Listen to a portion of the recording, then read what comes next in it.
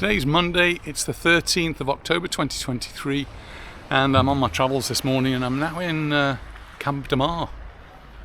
A few boats out on the sea here, and as always the sea's looking very clear. Just come round, see one of the jetties that's still here. Hello. There's another one further on, and that one was taken away a few years ago, and that one is partly submerged. I've actually seen people sunbathing on there and walking up and down. We've even seen some photographers there doing their business, their work with the models. Anyway, it's partially submerged today, so the water's a little bit higher, probably due to the low pressure that we've got and the storms that we're having all around. Oh, I'm gonna go for a little walk.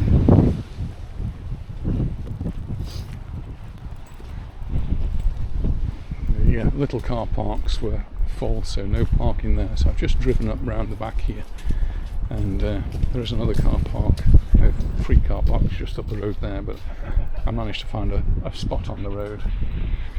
I've just got a few steps to go down. See at the bottom a nice new sign. It's very high actually. I mean, it's fine for me, but no child is going to be able to read that. It's called the Mirador Tomas Harris, son of Lionel Harris, the English antiques dealer, and Sevillian Enriquete Rodriguez. He became an artistic training in London and Rome. He began a gallery, an artist gallery, and assumed the Spanish art gallery years later. He stood out as a cold and erratic figural painter and a great student of Franco de Goya in engraving work. But his special activity was MI5 British officer during World War II, standing out his brilliant work as director of the Garbo's operation that made it possible for the landings in Normandy. Reason why the British Crown named him Officer of the Order of the British Empire, the OBE. And in 1948 he retired in Cap Andritxol, where he lived for the rest of his life. Well, I'm going to have to do some research on that one. It's all covered in with rain, so I guess it's difficult to read at the moment. But this is the man, Tomas Harris. And I guess that's one of his pictures. Who'd have known that? British spy in Cap Andritxol. It's funny, I've only been thinking about that recently. I've been watching the old series from years ago, Spooks. And it reminded me that there were several spies that came to live here in Mallorca. Part of that group, the Philby. I'll think of them as I'm going round. I'm just noting there's sand here. I've never normally seen any sand on this beach. It's normally been pebbles right down, so that's been one of the effects of the storm, I guess, to bring in a little sand, so we've actually got a beach. McLean is one of the Burgess and McLean, I think. One of them, the people who were related to them, used to live in Mallorca when we first came to the island. We used to hear stories of them drinking in the bars in the Paseo Maritime. Just try and resurrect some of that information if I can.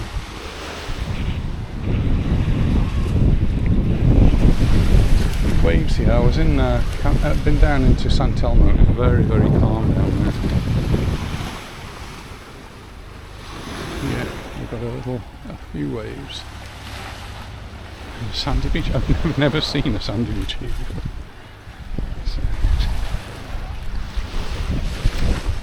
Look back at our other videos. It's all rocks down here.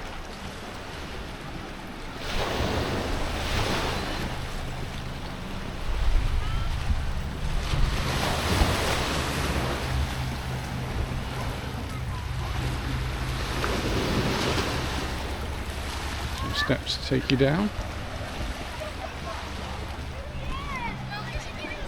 A few years ago, I met a gentleman who was on holiday here and was sitting on one of these benches. I think he had got a book and was reading his book, and he stopped us to say hello. Named Landon, and we've seen him since in different places.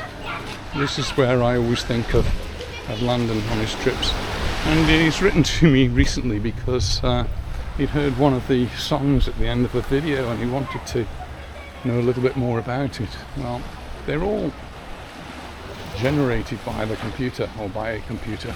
It's AI, as they call it. And I've been really excited by AI recently about the power of it. And one of the things that it allows me to do is to put music in the videos, which has always been really quite a problem.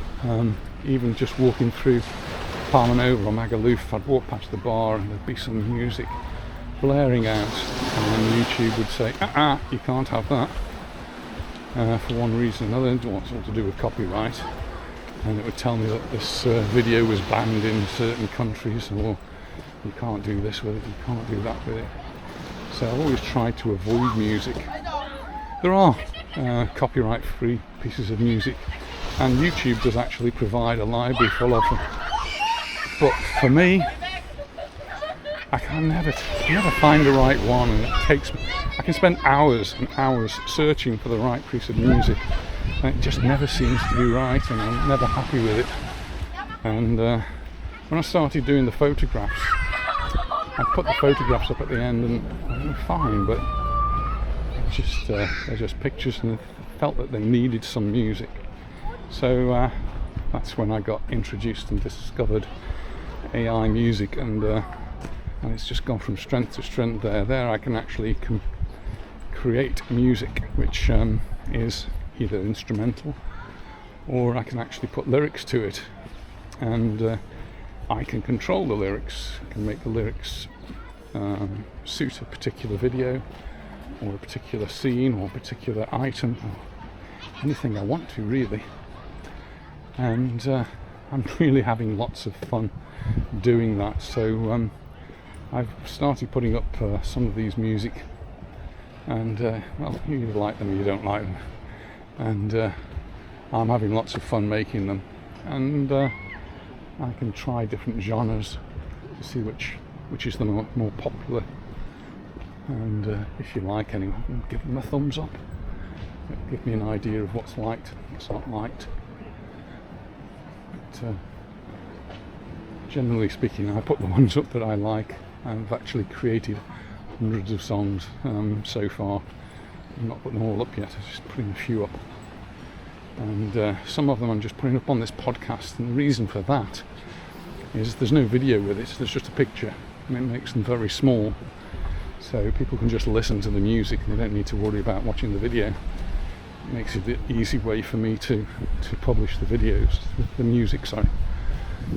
And so as a podcast, it's called Majorca Mix. Most of the songs have got some relationship to Majorca, but not necessarily, I suppose, because some of them are just songs I like making, and pretty much all of them are made in Majorca, because that's where we live.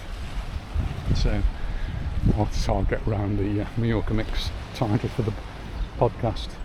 But yeah, do go over when you go onto YouTube. If you have a look at podcasts, there's 15 songs there at the moment, and the one Landon asked about, which I can't remember which one it was now, it was a Palma one, is there.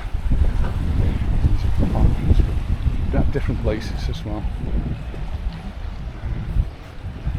Some of them are really getting good views. I'm really pleased with a couple of songs I did for the USS Gerald R. Ford, which is now left Mallorca, the US aircraft carrier, and they've got lots of views. I'm really quite happy with that. And I had some lovely comments from a gentleman in the United States who'd got a daughter on board the ship, and he actually asked me for a copy of the music so he could use it on his phone as a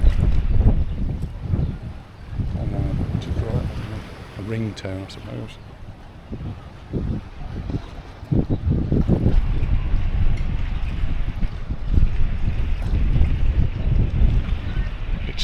this corner quite often, essentially.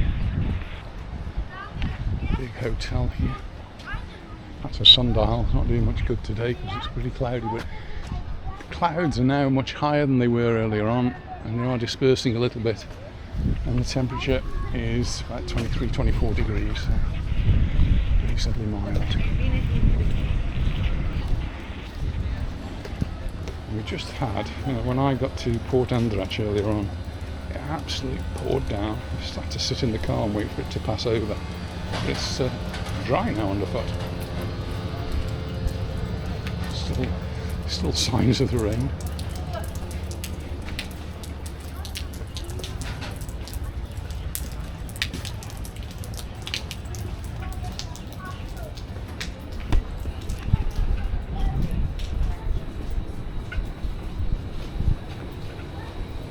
Do all sorts of water sporty things here.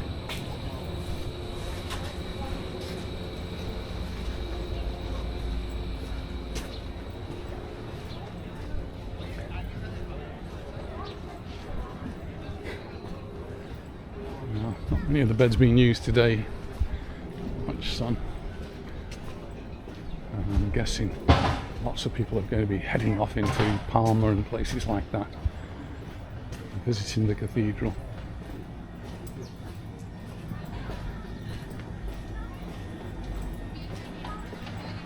Up to Baleares Castle. One of the songs is about Baleares Castle. Some of the songs I've been creating as well tell you a little bit about the history of Mallorca, and the one about Baleares Castle gives you a little bit of background history in a song, makes it easy to digest.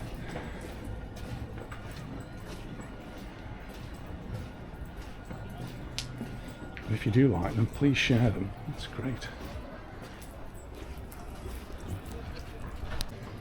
Toilets down there, very handy and free.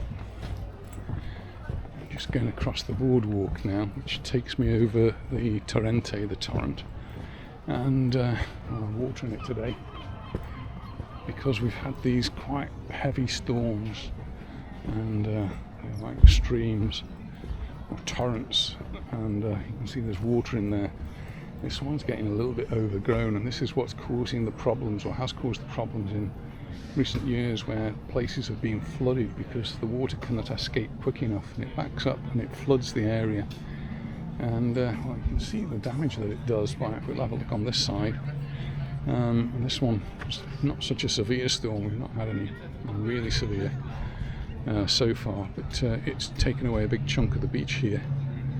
That will be replaced naturally if the local council don't come and put it right.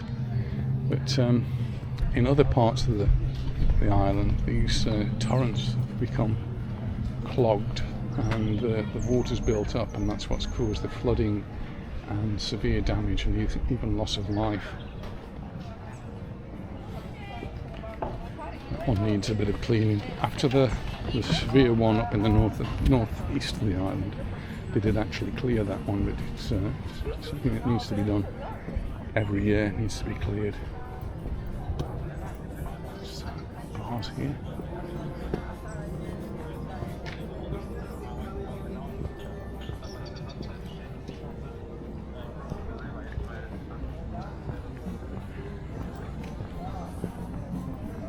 This actually comes under Andratx.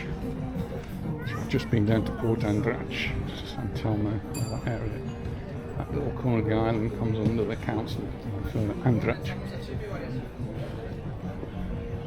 So it's a little bit different from Magaluf and Palma, Santa Ponza, even Peguera, which is very close to here.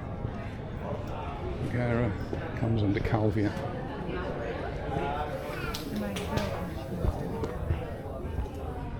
It does feel very sticky now. The temperature's still quite high, about 24 degrees, and very humid. That's the H10 Blue Mar. That's the Blue Sea.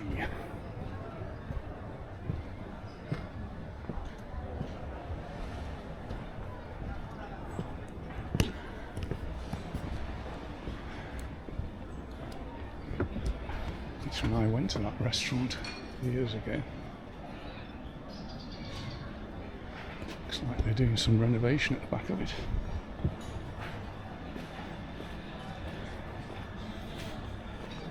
Super views from up there. And then you've got here Camp Restaurante.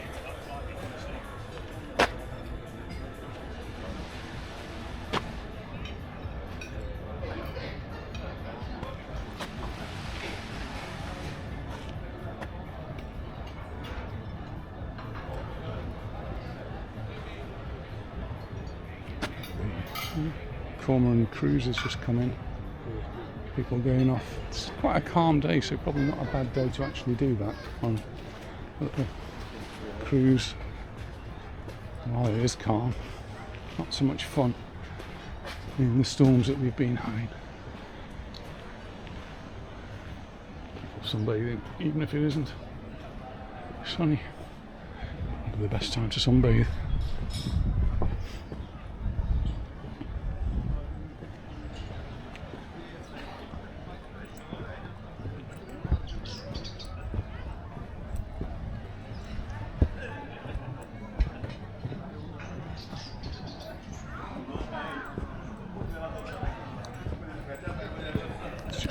Around about lunchtime now.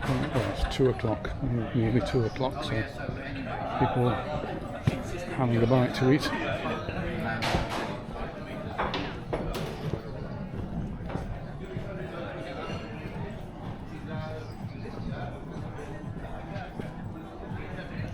Okay. Surfboard. These are, I think, electric with hydrofoil, so you end up floating out of the water getting quite fast. Definitely something I couldn't do. Sit and relax by the sea, why not?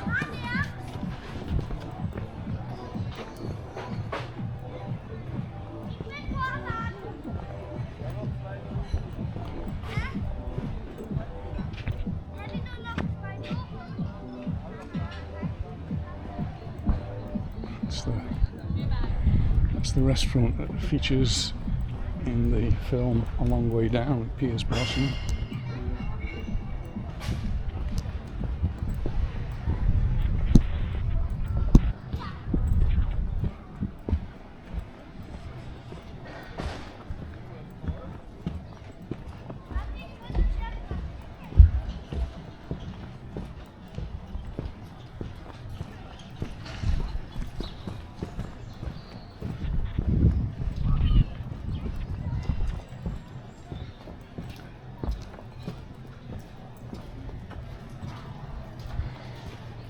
We're getting close to the middle of October now, and the season does come to an end normally at the end of October. The news is saying that about 20% of the hotels on the island will remain open, and Calvia, not here, Calvia are going to extend the year, so we'll see if they live to their promise. They did last year. The beds stayed out well into November, some beds.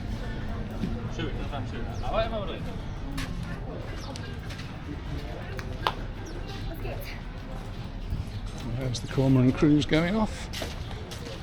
Plenty of space on the top there. Those of you who would like the view. There's even a slide. That looks like fun.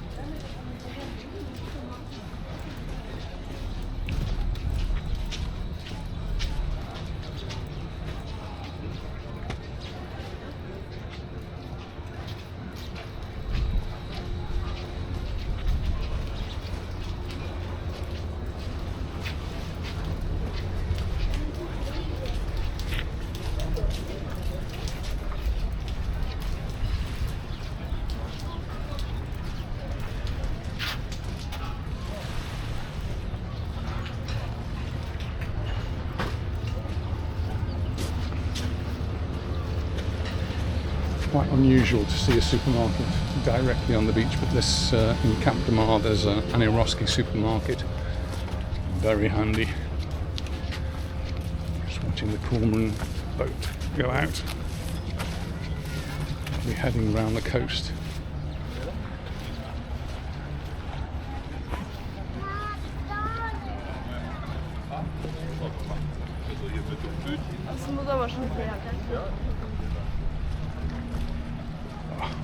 How about that? That's the way to do it. Row the boat in.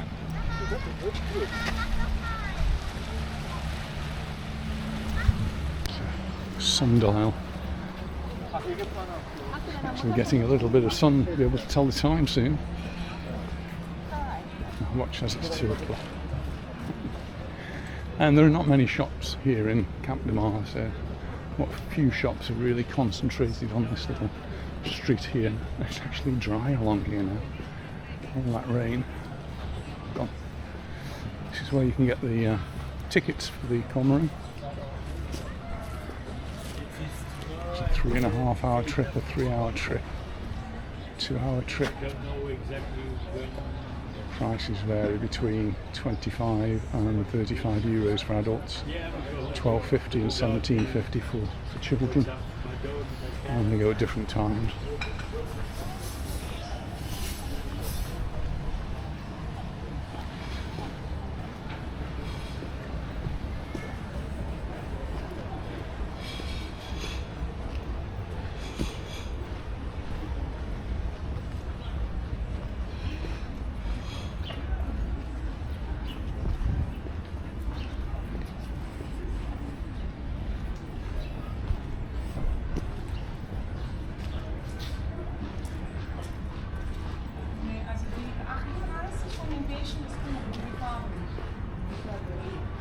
Usually lots of things out in the street along here, but we've seen the weather and kept it all inside.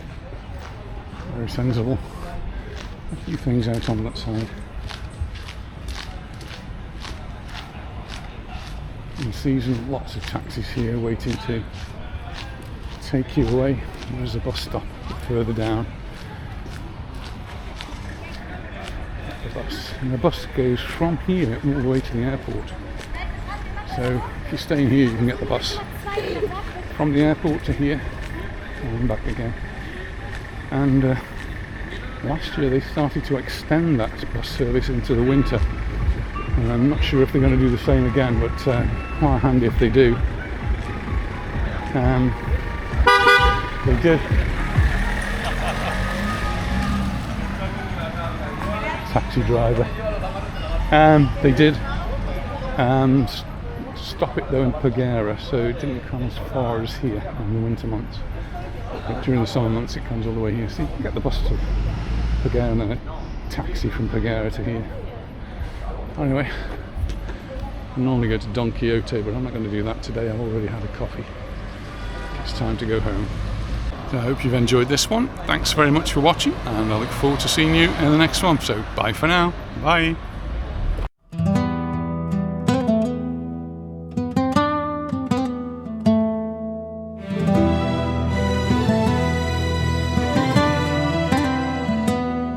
In Hampstead was a clever lad with Spanish blood in every vein. Tomas Harris by his name, a master of the brush and crane. His father dealt in Goya's prints, a lineage of craft and gold. But greater secrets than El Greco's were in his destiny unrolled. He trained at Slade, a painter bright, with talent keen and mind so sharp. But when the war clouds gathered thick, he traded canvas for the harp of counter-espionage and spies, a shadowy and secret game. And in the halls of MI5 he first carved out his hidden fame. He met the most unlikely man, a Spaniard with a silver tongue, one Pujol Garcia named, the one the Germans had been strung to trust as Agent Arabelle, a phantom spy who knew no fear. The British named him Garbo, and his handler's name was clear. Oh, Tommy Harris was the brains, the author of the Phantom Crew. They forged up names and wrote up tales of 27 agents true. They scattered them across the map, from Glasgow to the shipping lanes, and fed the Adwell eyes and junk to ease the British wartime pains.